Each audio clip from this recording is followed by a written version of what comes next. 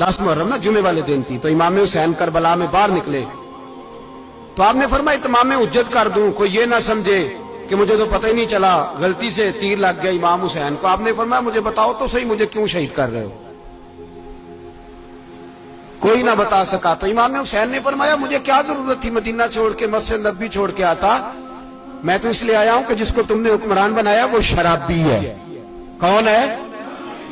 وہ رنڈیوں کا ناچ دیکھتا ہے، مجرے دیکھتا ہے، مجرے۔ وہ اللہ کے حلال کو حرام اور حرام کو حلال کہتا ہے، لہذا مسلمانوں کا حکمران بننے کے قابل ہے یہ امام۔ اور یہ میں آپ کو ایک نہیں، میں 20 تاریخوں میں دکھاؤں گا کہ یہی خطبہ امام حسین کا، کہ تم نے اللہ کے حلال کو حرام، حرام کو حلال کہا، شراب، زنا، جوا، بدکاری عام کر دی، لہذا یزید مسلمانوں کا حکمران بننے کا اہل ہے۔ امام حسین خطبہ دے رہے ہیں تو یزید کی فوج سے نا لشکر آوازیں دینے لگا، کیا بلا؟ کہنے لگے حسین جلدی کرو، یا بیعت کرو یا جنگ کرو، دیر نہ کرو، ہمارا جمعہ لیٹ ہو رہا ہے۔ بلے ہو نمازیو، ہمارا جمعہ لیٹ ہو رہا ہے۔ جمعہ حسین کو شہید کریں گے، گردن کاٹیں گے، پھر جمعہ پڑھیں گے، نماز پڑھیں گے، اور نماز میں کہیں گے اللہم صلی علی محمد وعلی، یہ نمازی ہیں۔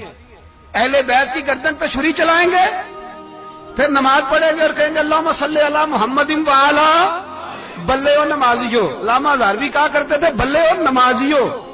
کیسے نمازی ہو کہ اہل بیت کی گردن پہ چھری اور ساتھ ہی اللہم صلی علی محمد وعلی، یہ کیسے نمازی ہو؟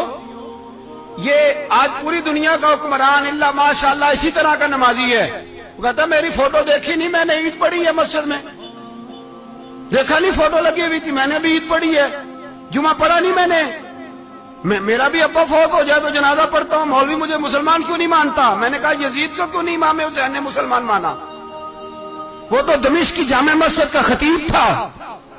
امام حسین نے سبق دیا ہے، سبق کہ زانی شرابی کو حکمران بنایا جا سکتا